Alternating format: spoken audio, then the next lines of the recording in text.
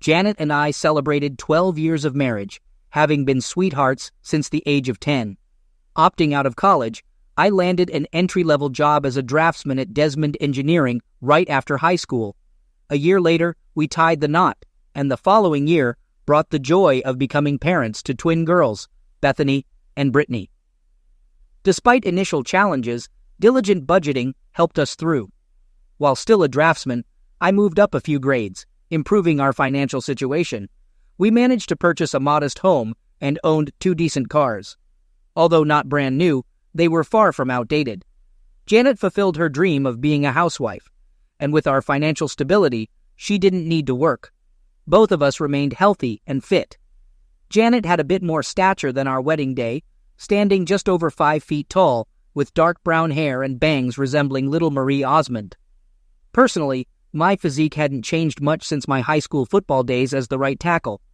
Billy Martin moved to Reading from Lancaster about a year ago and took a job with Desmond Engineering as a surveyor. Billy and I played football against each other and immediately became friends. He also married his high school sweetheart, a redhead named Sarah. Sarah and Janet became instant friends. They didn't have children yet, but they were ideal nannies. When we weren't at work, Billy and I enjoyed each other's company. It was a pleasant breakaway from family life. Of course, Janet and Sarah did the same. They went shopping together, attended parties and club meetings, and Billy and I watched the girls on TV. Sarah also took a job as a secretary at Gilbert Engineering, located just outside the city. About 6 months ago, I began noticing changes. Previously, the PTA meeting was held once a month, but now it is once a week. Sarah, despite not having children, always visited Janet. The frequency of Tupperware and Magic Chef parties seemed to increase every month, yet they never made purchases. They joined a book club, but never found time to read. On weekends, they spent hours shopping, buying very little. Janet's collection of fashionable lingerie grew, but I never got to enjoy any of it. It started bothering me. I never mentioned anything to Billy because he didn't seem to care. I didn't want to cause problems if something happened.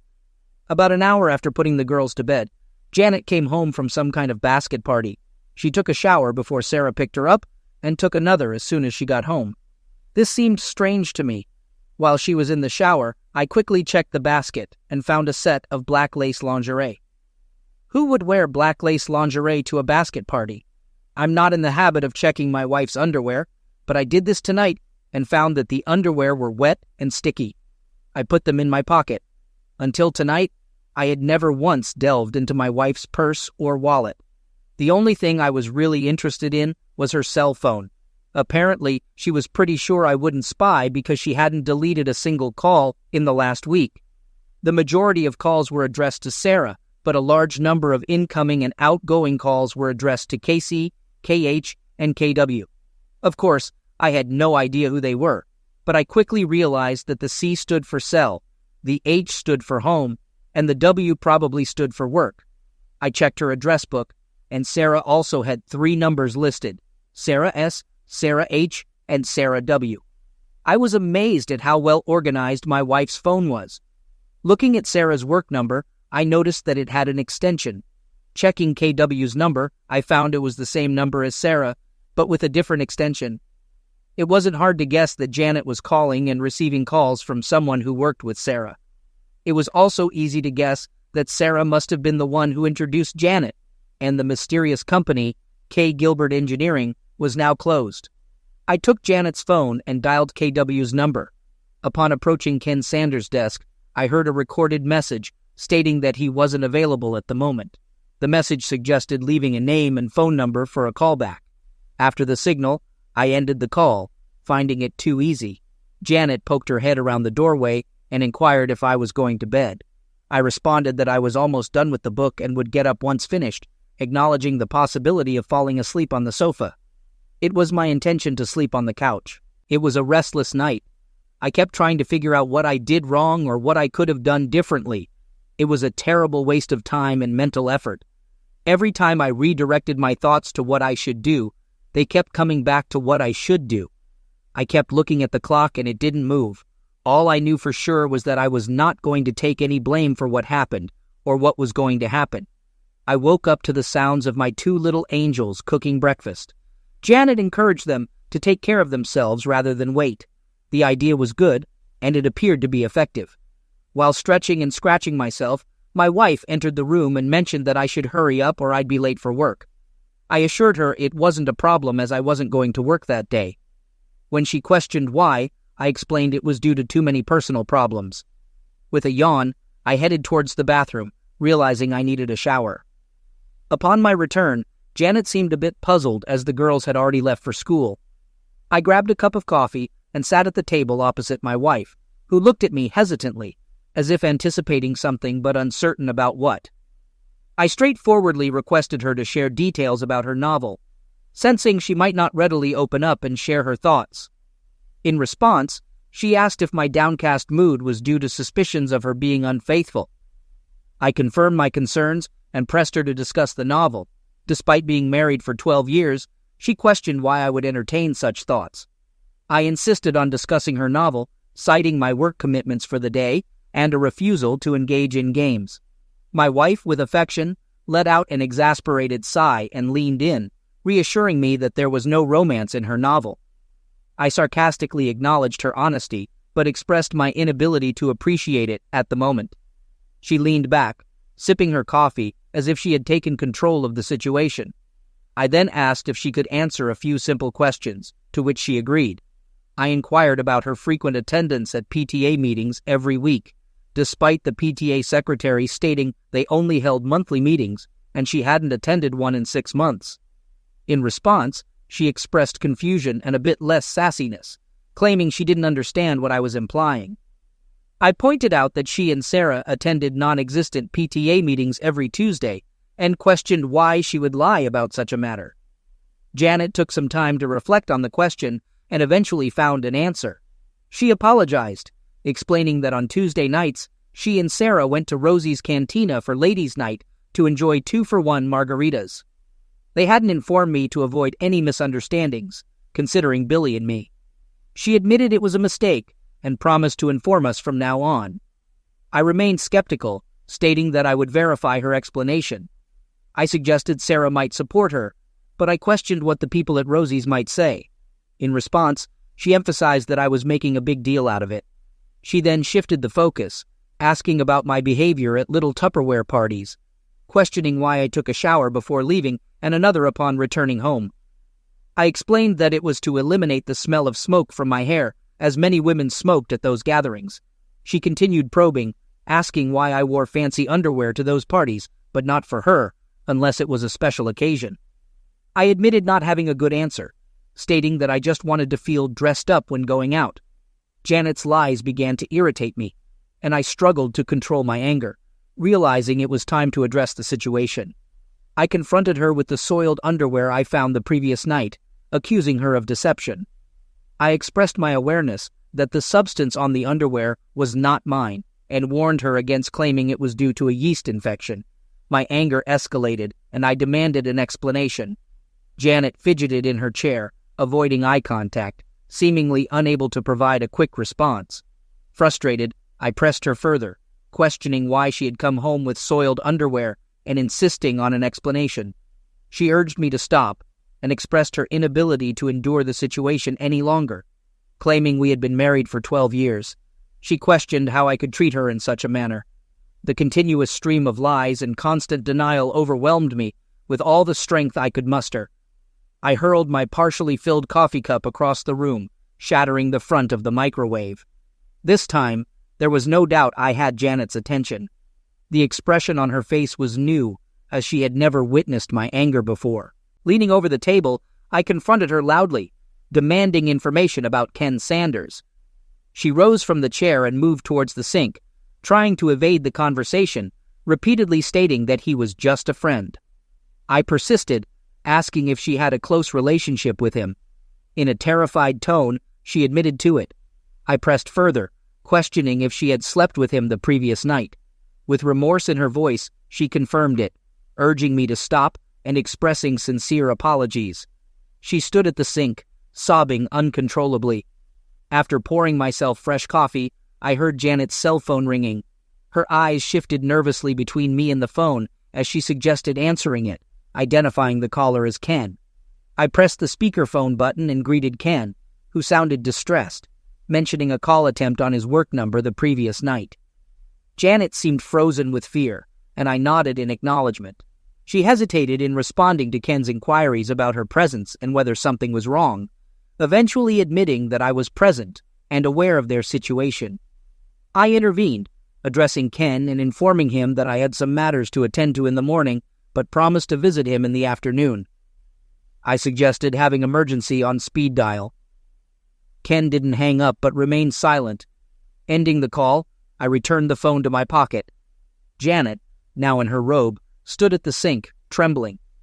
Expressing my intention to leave, I posed one final question about the name of the guy Sarah was dating.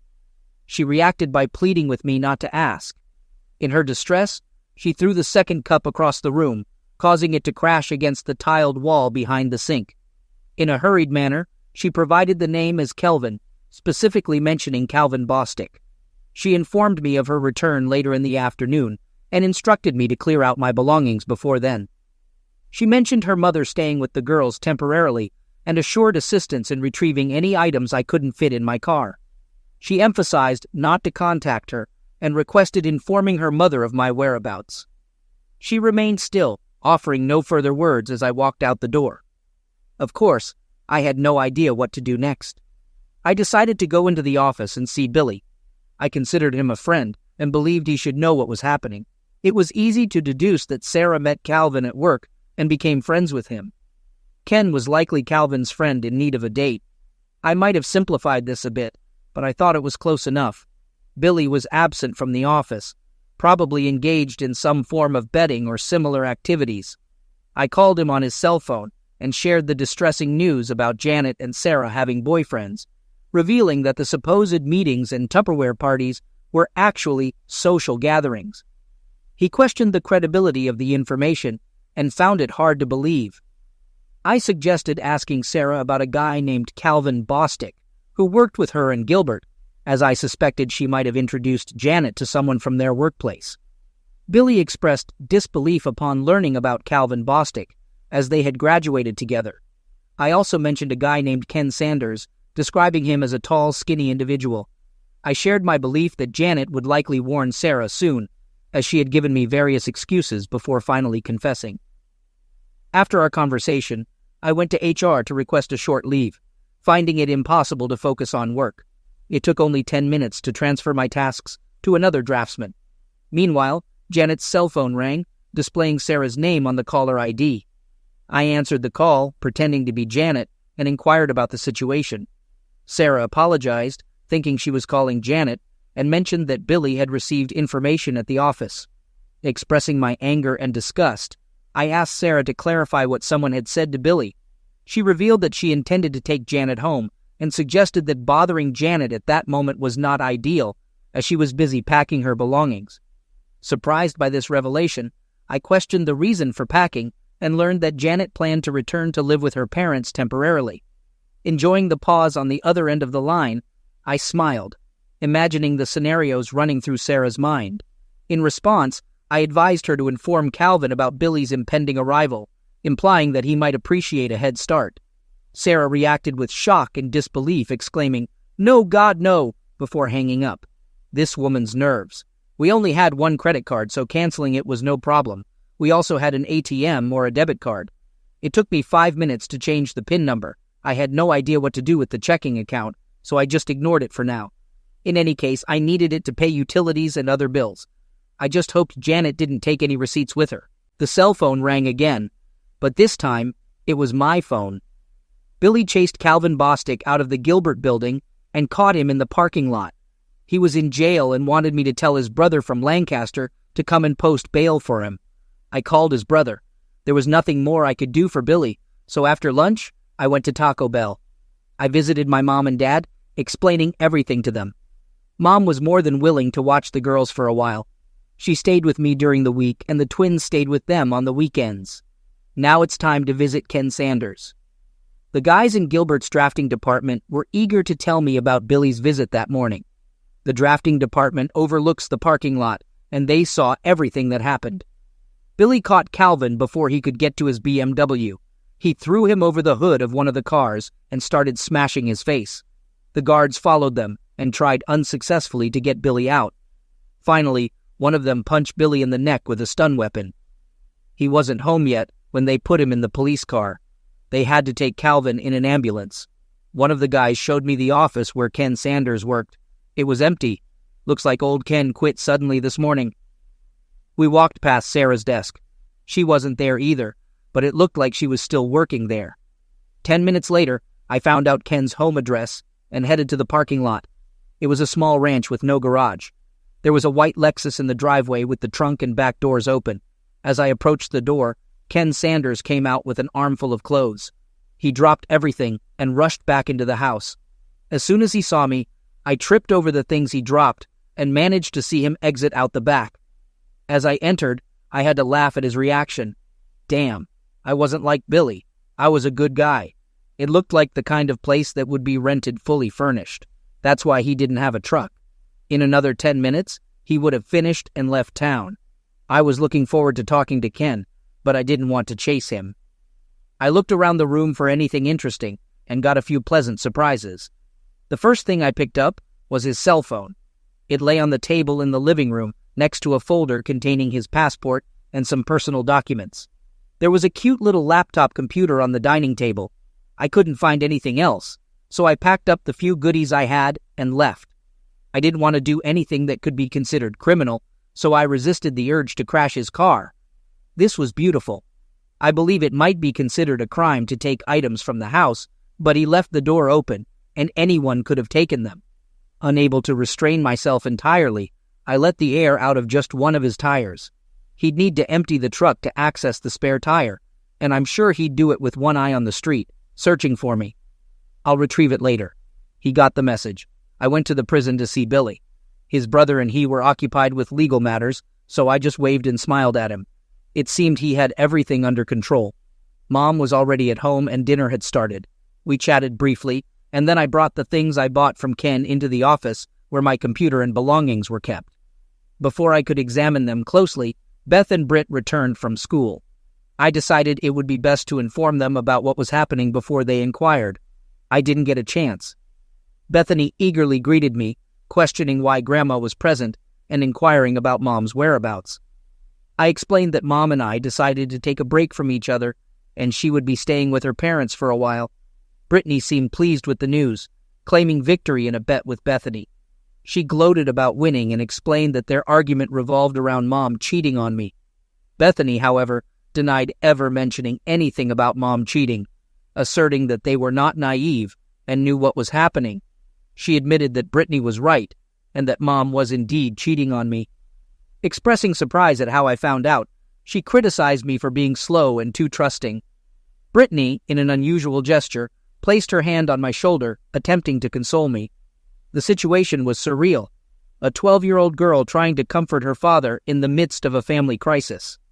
One Saturday, when Mom and Sarah said they were going shopping at King of Prussia, Mom wouldn't let Britt and me go with her. She said it was an adult shopping day, and she would compensate us for it later. When we got to school on Monday, 2 kids said they saw her with a guy in Nobles Grove. We called them liars, but one of the girls had a photo on her cell phone. It seemed pretty trivial. I thought there must be an explanation, but Britt said she was cheating. "Why didn't you tell me anything?" They both just shrugged. A couple of weeks later, Tracy Mercer's parents saw Sarah, Mom, and 2 guys at TGI Fridays in Allentown. They told Tracy about it when they got home. I sat dumbfounded. Thank God Grandma invited us to dinner. We didn't discuss the issue during dinner, and I apologized before the dessert arrived. Luckily, the twins decided to leave the topic for the rest of the night. I felt relieved. I had just started examining Ken's laptop when his cell phone received a text message. The message read, "Daxry 4 Sinaf ULYJ, Dear Ken, sorry for the trouble. Love, Janet." While I'm not the best at texting, I easily deciphered this message. It was sent from Sarah's cell phone, indicating that Sarah and Janet were together. Temptation got the better of me, and I couldn't resist letting Janet know that I had Ken's cell phone by spelling out TAJ. I spent the next couple of hours examining files and folders on Ken's computer. Although I found no emails between Janet and Ken, there were intriguing emails between Ken and some old friends in Lancaster. What I read shocked me. and I certainly didn't appreciate it. Janet and I had been together for almost our entire lives, and now I discovered that I never really knew her. In less than a year, she seemed to have become closer to Ken than she had with me in almost 20 years. As I replaced the cartridge in the printer, I noticed tears streaming down my face. This wasn't my usual reaction. Her deception had hurt me, and now I felt the salt in the wounds, perhaps because of my tears. I printed out several emails and a dozen photographs. I would have taken more photos, but I ran out of expensive paper. There were no explicit or suggestive images. All of them were suitable for mixed company. Beth poked her nose in the door and asked if she could call her mother. I didn't feel like I could refuse. My mother was with the twins while they talked to Janet, and she overheard everything. She didn't eavesdrop, but it seemed like the girls weren't trying to hide anything. Mom later told me that they didn't cut Janet any slack and blamed her for the whole problem. The conversation lasted less than 5 minutes. The emails were extremely interesting. Ken applied and got hired as an engineer for an alternative energy project in Spain. His start date was in 6 weeks. Apparently, he didn't inform Gilbert about his departure. I'm sure Sarah knew, but no one else mentioned it. He had all the documents ready for the trip, except for my passport. I'm sure he could find a replacement, but he better hurry if he wants to set a start date. I guess he could always go to the police and report that I stole it, but I didn't think he would do that. He hasn't booked his plane tickets yet. One of the letters to a close friend explained a lot. Janet planned to get a divorce after joining Ken in Spain. She realized that I would never allow her to take the girls out of the country, so she was going to declare me an unfit father. The letter didn't go into detail about how she was going to achieve this, but it did indicate that it would be severe enough to revoke my visitation rights for the twins or custody. It was completely despicable. Ken wrote this letter, so it was all hearsay. I would have liked to have received something original from Janet, but I had to make do with what I had. I printed out several copies of this letter. Mom fell asleep watching Leno, so I sent her to our bedroom. The girls have already gone to bed. I fell asleep on the couch, and there were 4 empty beer bottles on the coffee table. I woke up to the smell of fresh coffee and bacon. Mom always prepared a good breakfast. The girls were finishing their cereal when I approached the table. I had to endure some good-natured teasing before I could start cooking the eggs. The conversation was casual until it was time for the bus. I expressed my concerns to the girls, informing them that their mother might try to separate us by labeling me an unfit parent to retain custody of them. I emphasized my openness to shared custody for their happiness, but clarified that I wouldn't give up my right to be with them. I urged them not to choose sides, but to be cautious and not believe any falsehoods. Brittany assured me that they were smarter than I thought and that they loved Mom but wouldn't let her damage me. She smiled, and Beth gave me a thumbs up before they left. After their departure, Mom refilled my cup and joined me at the table. She encouraged me to relax, assuring me that everyone was on my side. Following a shower and shave, I dressed slightly nicer than usual. Leaving the house with 3 mobile phones felt peculiar, and I made a mental note to purchase the cell phone charger that Ken had given me. Though I probably wouldn't need it, I preferred to be prepared. I checked in at the Family Services office and awaited the caseworker's call. Upon receiving it, I was surprised to recognize the woman who assisted me. Jody Mitchell, whom I hadn't seen in over 10 years, greeted me with a remark about our shared past in high school. She remembered me from those years when she was part of the goth group that stuck together, facing ostracization, particularly from athletes like me. Though she looked normal now, I couldn't forget her pink hair, black lipstick, and dark eye makeup. The sign on her desk read, J. Mitchell, indicating she likely hadn't married. 12 years ago, I could understand it, but today, she looked normal. John, what can I do for you? Her question interrupted my train of thought. I stuttered a bit and acknowledged Jody's appearance, to which she chuckled at my awkwardness. I apologized if my words had been embarrassing, and she reassured me to relax. She shared that halfway through college, she realized she could face the world authentically without a false facade. Jody mentioned she had been what I might call normal for almost a decade now, feeling much more comfortable this way. However, she acknowledged sounding patronizing at times and apologized for her difficulty in keeping her foot away from her mouth. Moving on, I asked Jody if there were any files or reports on me. She confirmed there was nothing under my name or Janet's, indicating that it seemed we were providing for our children rather than mistreating them. I affirmed having 12-year-old twin girls, Bethany and Brittany. Shifting the conversation to the main issue, I explained that my wife planned to leave me and take the girls with her. Jody acknowledged the commonality of such situations and inquired if there was a specific reason for her actions. I pointed out that there were no supporting documents or accusations in their records, expressing concerns about potential setups. Jody explained that their computer not showing anything didn't mean I was in the clear. She suggested my wife might be gathering information, like medical records or police reports, before reporting to their office. In response to my skepticism about being set up, Jody clarified that she wasn't saying I couldn't win. She questioned why I thought my wife would take such actions. Despite my initial reluctance, I felt compelled to share an email from Ken. I handed a copy across Jody's desk and inquired about its origin. I explained that I had taken the email from a computer through illegal access, recognizing its inadmissibility for legal purposes. I mentioned the word conspiracy without understanding its legal definition, and expressed my confusion and concern about how to protect myself and my daughters in this situation, especially since I couldn't afford a lawyer. Jody Mitchell relaxed in her chair, and I maintained eye contact without blinking. She rocked back and forth before leaning toward me and suggesting I come back the next morning. I agreed and asked if I could keep the copy of the letter. After receiving confirmation, I left, and she bid farewell, expressing that it was nice to see me. I smiled, and she returned the gesture, revealing a new side of Jody. Lacking connections to lawyers, I resorted to picking one from the phone book. Despite knowing about my wife's intention to divorce me, I wanted to secure my position given the circumstances. I wasn't certain about our financial situation in the coming days, so I paid the lawyer up front in cash for the entire package. I urged him to proceed in the fastest and easiest way, allowing her to have the house as it was worth less than the mortgage. I insisted on joint custody of the twins, with the possibility of taking full custody if feasible, and agreed to pay child support but not alimony. Billy called me while I was on my way to lunch, seeking housing, and I offered to accommodate him.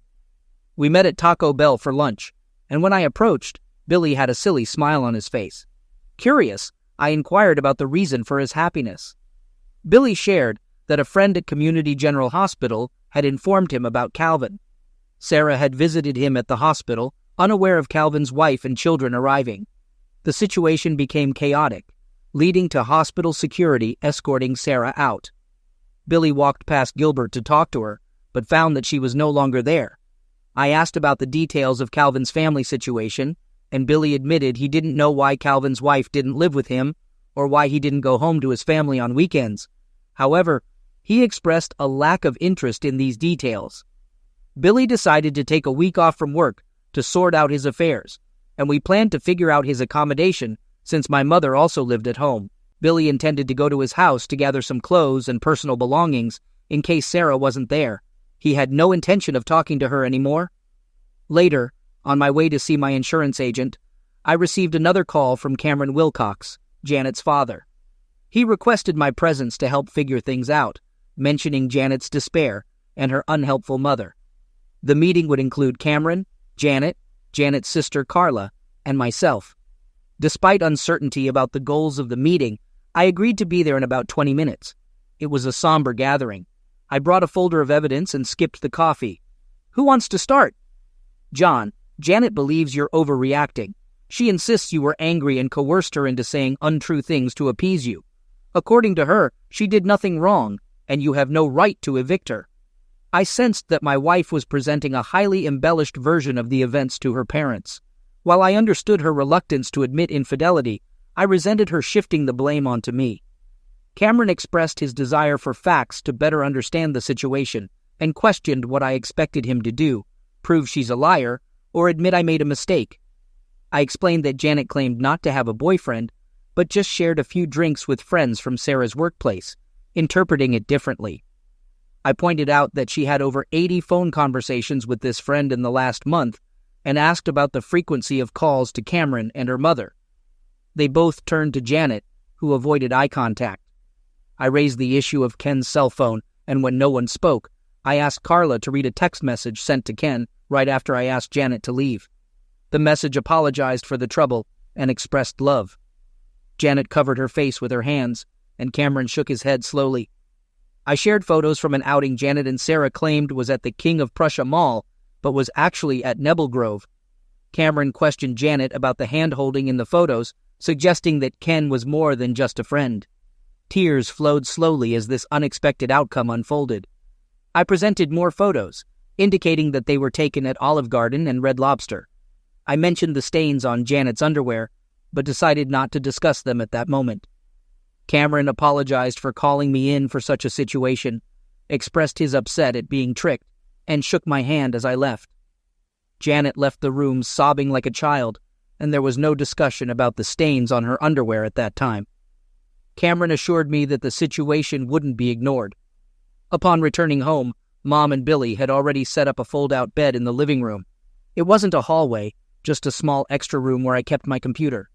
Billy had a pile of extra clothes in the corner that he had taken from home. Sarah wasn't home when he arrived. The most interesting thing awaiting me was the mail, but in fact, it wasn't waiting for me. It was for Janet. A beautiful official envelope from the passport department. I knew I shouldn't open it, but I couldn't help myself. It was, of course, a passport, more precisely, a family passport. The photo featured Janet and the two girls. I remember the girls mentioning getting their picture taken, but I never imagined it was for that purpose. Of course, my passport wasn't in the envelope. I immediately called Cameron and asked him to inform Janet that the goods had arrived. If she needed a passport, all she had to do was send Ken home to pick it up. I would only give it to Ken. I was usually at work when the letter arrived. I would never have known she received it. Cameron informed me they had asked Janet to find another place to live, and they had no idea where she was going. They seemed a little angry with their daughter. He promised to inform her about the passport. The dinner conversation mainly revolved around the girls. Bethany, with a shy smile, mentioned that a woman from Family Services named Jody had visited their school and talked to both of them together. They missed gym and geography due to the lengthy conversation. Beth and Britt expressed that Jody seemed to like me, though it was from a 1-hour talk. Carla interrupted dinner with a phone call, wanting to talk. We met at McDonald's, where she explained Janet's situation. Carla expressed doubts about my ability to answer questions, to which I agreed. She began by blaming Sarah for everything, describing Sarah's affair with Billy as thrilling and romantic in Janet's eyes. Janet claimed to have had a life with me that was only loving and reliable, lacking excitement and romance. Janet got involved with Ken Sanders when he joined Gilbert. While Sarah and Calvin had love-making moments, Janet and Ken were left alone, leading to a full-blown affair. She couldn't or wouldn't end it, as Ken captivated her with tales of his endeavors and proposed a trip to Spain, which she eagerly accepted. The major dilemma for Janet wasn't leaving me, but leaving the girls. She was aware that I would never allow her to take them abroad, so she planned to find a way to make me look bad. Carla explained that after talking with the girls, Janet realized they were closer to me than to her. As a result, she decided not to pursue custody if I agreed to a divorce without any conditions. I agreed to proceed without contesting it. Carla then mentioned that Janet would like to get her passport and asked if I had it with me. This raised suspicions about Janet's intentions, and I suspected she might still have hopes of taking the girls with her. The family passport played a crucial role in the deal. Carla, my coffee is cold. I'm going to go home and take a hot shower. Do not call me anymore, John. What the hell is wrong? How did I make you angry? You know damn well what you did. Do you two really think I'm that stupid? Go back to your sister and tell her there is no way she can have my daughters. Since you decided to do it, help her. I'll have to ask you never to talk to my girls again. Carla was talking on her cell phone as I left Mickey D's. I can only guess who she called. I arrived at the Family Services office before it opened. You couldn't stay away from me, could you? Jody walked into the office with a big smile on her face and a Starbucks cup in her hand. She motioned for me to sit down and apologized for not having more coffee. I think you know that I talked to your daughters yesterday. I nodded and smiled. For some reason, I was a little tongue-tied, out of my element. I remembered that the same thing happened the last time I talked to her. Since I was with Janet my whole life, I never had the opportunity to develop any social skills with other women. Looks like I've paid for it now. Is something wrong, John? Apart from that? No, I wasn't trying to be smart. I just couldn't formulate the words. I'm so sorry, Jody. I think I'd better leave. I'm not aware of all this. This morning. I'll call you later. Before you go, I would like you to know that I am getting a restraining order against your wife. I can't stop her from seeing or being with the girls, but I can stop her from taking them out of state or denying you access to them. It will be delivered to her before noon. This brought a big smile to my face, but I left the office anyway. I headed to the nearest Starbucks. This coffee definitely smelled good. Until today, everything was under control. Now, I felt disheartened and bewildered. I drove around aimlessly for a while before heading home. Billy informed me that Sarah had relocated to her parents' house near Afrida, so he was only returning to his place until he could sell or rent it out. He spent the morning at the bank, the insurance company, and the law office, hoping to secure some money from Gilbert. Unfortunately, they had no company policy against fraternization, making his efforts an uphill battle, as his lawyer explained. Passing by the hospital, he discovered Calvin was being discharged. Calvin's wife, in the process of completing her discharge paperwork, intercepted Billy, expressing her gratitude for his assistance and explaining her attempt to persuade Calvin to drop the charges. Surprisingly, she had been trying to mend the situation with Calvin for several years without success. After Billy left, I sat on the porch, nursing a beer. Mom brought me a meatloaf sandwich and joined me in silence, sharing the beer. She mentioned that Dad would come for dinner and stay the night. When Jody Mitchell arrived, Mom retreated into the house. Jody sat beside me, declining the cold beer I offered. We sat in silence for a few moments before she spoke. I served Janet's papers about an hour ago. She was quite upset, by the way, staying with her sister. I finished the long neck I was holding. It may seem good, but why do I feel so bad? In such situations, there's nothing good, John, just less bad. I pulled out another beer, hesitated, and returned it to the refrigerator. Could you come in and explain all this to the girls? I get along with them, but no matter how carefully I phrase it, it might sound like I'm blaming their mother. I fear it could push them away. How about 7 tonight? I nodded, and she stood up, walking to her car. Halfway there, she looked back, a positive sign, and I smiled. She smiled back. Jody visited that evening and spent considerable time with Beth and Britt. Billy and I busied ourselves searching his house, removing anything that belonged to or reminded him of Sarah. Jody began frequenting our house several times a week, spending as much time with my mom as with the girls. I noticed she was avoiding me. While this suited me, I was curious. One evening, after the girls had gone to bed, she sat beside me. I felt the need to talk to her, but she initiated the conversation. She asked if I had any wine, preferably with a cork. I explained that I had wine, but they all had screw caps. She found it amusing and requested something red, so I poured a bottle into a container that resembled more of a jug. As we drank, I gathered the courage to discuss the girl's well-being during her visits. She mentioned that the twins were fine and didn't necessarily need to see her. Surprisingly, she clarified that she visited to see me, not the girls. I was confused, as she rarely engaged in conversation during her visits. She admitted that she thought I might have a rule against fraternizing with clients, which we both found amusing. To lighten the mood, she brought up the topic of tattoos and expressed surprise that I hadn't asked to see hers. I confessed that I had 4 tattoos from my high school days, 3 of which were easily visible, and 1 more discreet. She playfully suggested a game of finding the tattoos, maintaining quiet to avoid waking the girls. The 4th tattoo was in a secluded place, and I admired her for a while before she left, apparently before the twins woke up. However, I sensed they might have been aware of what occurred. I instructed my lawyer from the phone book to finalize and deliver the divorce papers. Janet, still residing with Carla, received the papers, but there was no response. Several more weeks passed, and my father's health declined. Mom spent more time with him than with me. Luckily, school concluded, and the girls spent the summer with her. By the end of summer, Dad moved to a nursing home. Billy and I assisted Mom in preparing the family home for sale, and she moved back in with me. Jody visited the girls at their mother's all summer and spent 3 or 4 evenings a week with me. They went shopping and out to dinner together, and I appreciated the attention Brittany and Bethany were giving. At least I didn't envy them anymore. I was pretty sure they knew what was going on between Jody and me. Janet called the girls about once a week, but the conversations were always short, and according to her mother, seemed tense most of the time. The twins didn't even tell me she called. Billy's divorce from Sarah was finalized. I had no idea what my status was. He also decided he wanted to start his own surveying business and asked me to come with him. I didn't have enough money to contribute until my mom came to the rescue. When she and her father ran out of money, Medicare picked up his expenses. Instead of watching it all disappear, she thought I should use it for business.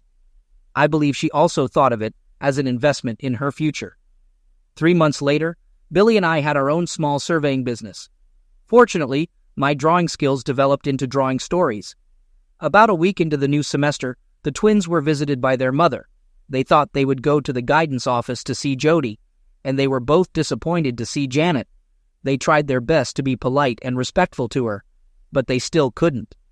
She told them she loved them both and was sorry things turned out the way they did. She was going to Spain to see the windmills and would send them some postcards. She promised to call them every year on their birthday and send them amazing Christmas gifts. They said she cried when she left. Janet never called me to tell me she was leaving, but the next week, her parents showed up at the house. They apologized again for what Janet did, but made no attempt to defend her or justify her actions. Brittany and Bethany were their sole grandchildren, and they desired the opportunity to see them. I had no qualms about their request. They conveyed that Carla felt too ashamed to approach me, torn between her sister and her parents. 2 months later, my divorce was officially concluded. Jody and I opted to celebrate at Red Lobster. It was a rare evening without the girls, who seemed content. In fact, I believe they were somewhat elated. We spent the night at a local Holiday Inn. The twins welcomed me back with delight at 10 o'clock the following morning. Though they didn't voice it, they smiled from ear to ear throughout the day. A year later, everything was going well, but unfortunately, my father passed away. Mom considered relocating to Florida with her sister, but was reluctant to leave the girls. The twins thought their grandmother should depart, but proposed that Jody take her place, even if she couldn't cook as well as my mother. They also insisted they were old enough to have separate rooms. It was an evident and viable plan. The girls received birthday cards from their mother, but there was no phone call. She also sent numerous postcards, all depicting Spanish windmills. I wasn't sure of the significance. For Christmas, she sent 2 stylish embroidered dresses, unaware that the girls were entering their teens and might experience a growth spurt. Surprisingly, they didn't mind that the dresses were too small. Gilbert Engineering became our major client. Billy was pleased to discover that Calvin was now teaching electronics at Lebanon County Vocational School, a significant downgrade.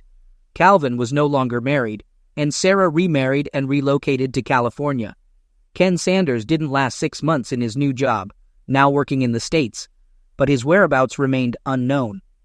Billy sought information through his high school's alumni association. My best friend always believed I got away with Ken too easily. Strangely, the girls continued to receive postcards featuring windmills, with no specific information, just general sentiments. Cameron informed me that Janet called them several times from her job at a travel agency in Barcelona. She never mentioned Ken or disclosed details about their past. Jody and I quietly got married in Maryland. A year later, she was expecting, and Brittany and Bethany were as thrilled as we were. They looked forward to having a goth sister, sharing a private joke that they never let me in on. The significance of Spanish windmills remained a mystery to me.